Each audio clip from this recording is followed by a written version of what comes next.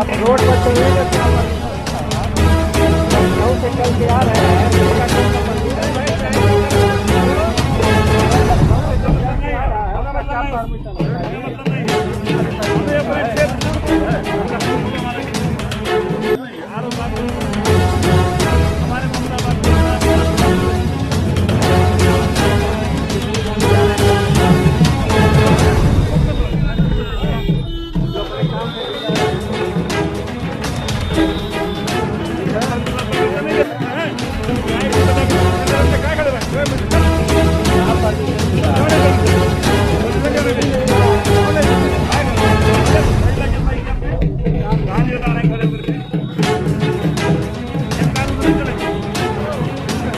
ठीक है सर।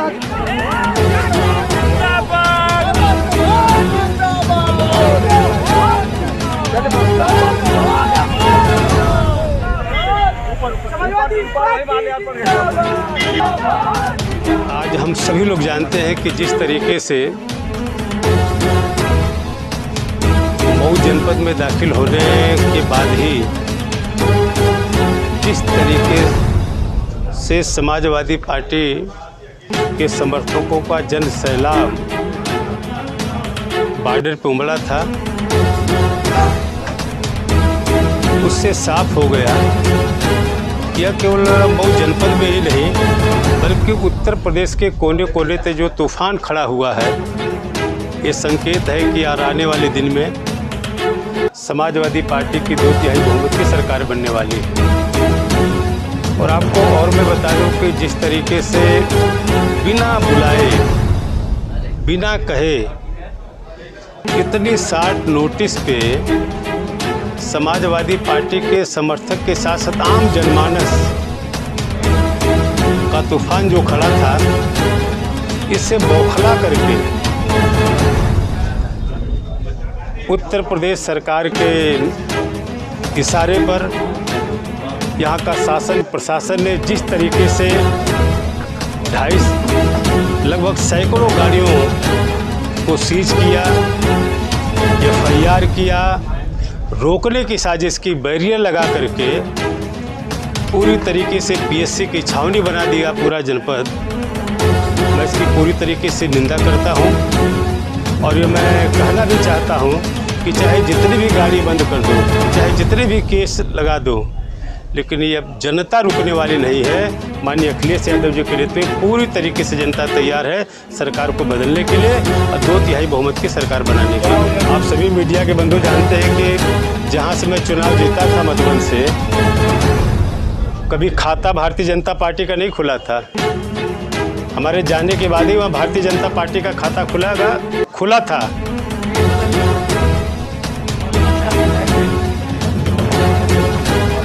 देखिए, ये राष्ट्रीय अध्यक्ष का निर्णय है, चाहे मधुबन विधानसभा हो चाहे घोसी विधानसभा। उस बारे में मैं भारतीय जनता पार्टी से जब खाता नहीं खुला था बीजेपी का, तब लड़ने के बाद खाता खुला था। ये राष्ट्रीय अध्यक्ष जी किसको कहाँ लड़ाना चाहते हैं, उनका निर्णय है जी।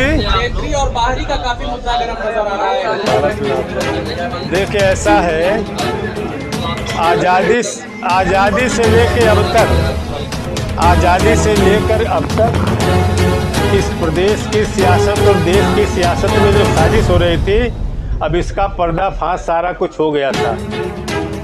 अगर जो लोग बाहरी भीतर की बात करते, पहले मोदी को तो गुजरात भेजना चाहिए। जब कलराज मिश्रा लड़े थे देवरिया से, उनको पहले भेजना चाहिए था। जब राजनाथ चंदौली से लेके गाजियाबाद और लखनऊ लड़े गए तो पहले कहना चाहिए था।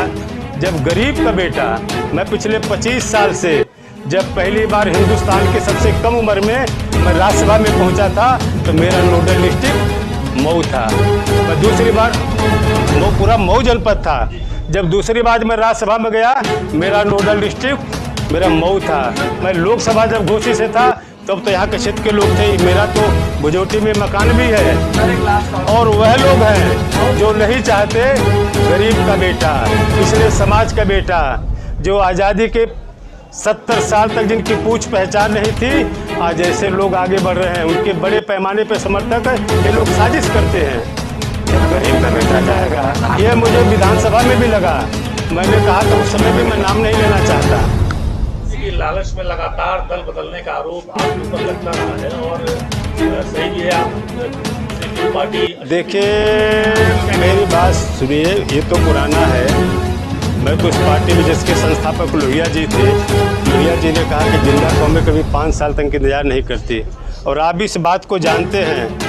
उन्होंने छात्र राजनीति से ऐसे तमाम, ऐसा नहीं कि मेरे पास किसी चीज़ की कमी थी, लेकिन पिछले 5 साल तक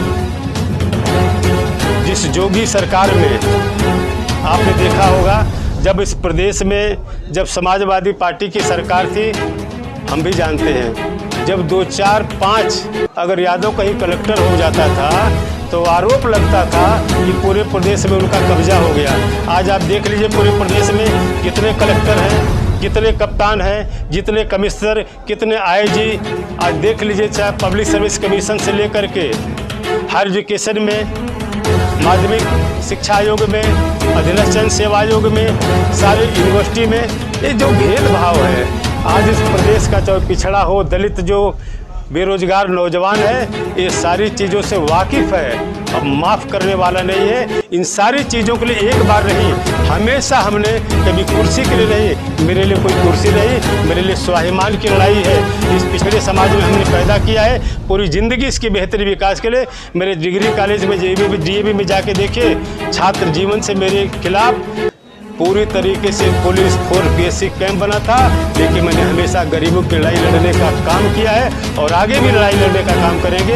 और जिस तरीके से माननीय अखिलेश यादव जी के नेतृत्व में पूरे प्रदेश का जो उपेक्षित जो गठबंधन था, जिनकी कभी पूछ और पहचान नहीं थी, आज सारी तरीके से, चाहे चौहान हो, राजभर निषाद हो, वर्मा, शर्मा, पाल, पटेल, किसान, नौजवान, सारे लोग आज पूरी तरीके से तूफान जो खड़ा हुआ है वो रुकने वाला नहीं है। होगा आपने तय कर लिया कि सपा की सरकार बनेगी, आप बड़े और मौलिया क्या होती है मऊ के लिए कुछ और मीडिया से बता दीजिए। देखिए ठीक है, देखिए जब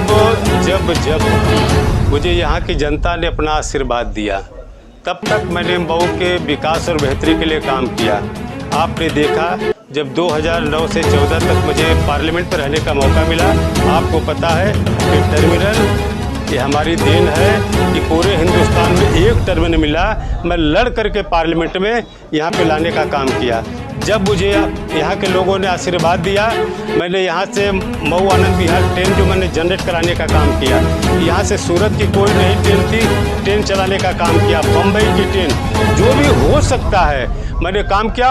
और आने वाले दिन में अगर उत्तर प्रदेश में अगर मगर की तो बातें नहीं, पूरा विश्वास, तूफान चल रहा है, कोई रुकने वाला नहीं है। धन्यवाद। जो भी हो सकता है, चाहे बिजली, आपने देखा होगा कि 300 यूनिट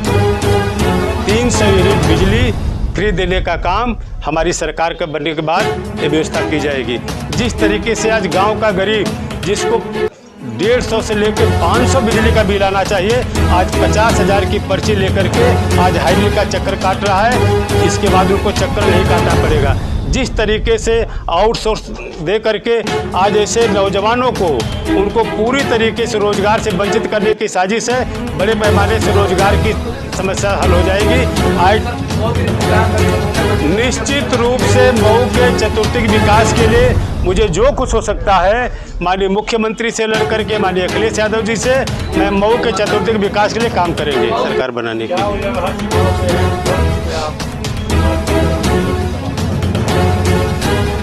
देखिए, इन वक्त कहीं आपने देखा होगा कि वो है भारतीय जनता पार्टी,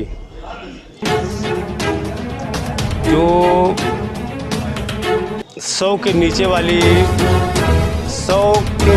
संख्या की पार्टी थी, 50 और 100 के बीच में। जब इस प्रदेश का पिछड़ा समाज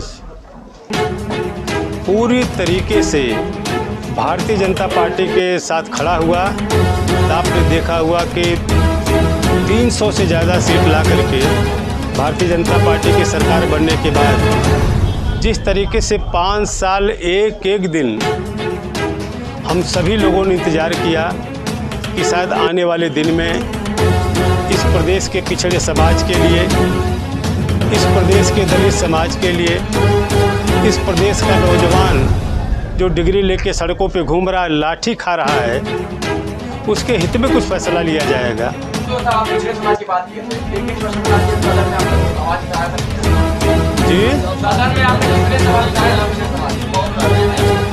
मेरी बात, अगर यह बात आपको सुनना है तो जब पार्लियामेंट में पहली बार नहीं, सब कुछ पिछले 5 मैं सरकार में था, ये उस चीज़ पे चर्चा करने का काम जो हमारे प्रतिपक्ष के लोग करते हैं, उस पर सत्ता पक्ष जवाब देता है। लेकिन मैं इसलिए आपको याद के लिए कहना चाहता हूँ कि जब देश की राजनीति में पहली बार मुझे पार्लियामेंट में पहुँचने का जो मुझे मौका मिला, और उसकी कॉपी में शायद आप लोग कहेंगे तो मैं मीडिया को दे दूँगा, जो मेरी मेडल स्पीच थी, जो पहली जो मेरा भाषण था, मैं आपको दे दूँगा। जिस तरीके से मैंने तब भी कहा था, इस प्रदेश में जो आज़ादी की 50वीं सालगिरह मनाई जा रही थी, और मैंने इस बात को भी कहा था, मैं आपको बता भी देता हूँ कि आज़ादी के 50 साल तक इस प्रदेश में रहने वाला गांव का गरीब, जो अपनी पूछ और पहचान का मुहताज है, जैसे आज भी इंसान नहीं समझा जाता।